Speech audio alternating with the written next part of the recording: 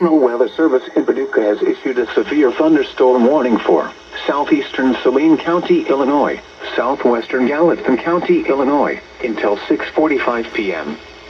At 5:52 p.m., a severe thunderstorm was located near Harrisburg, moving east at 15 miles per hour.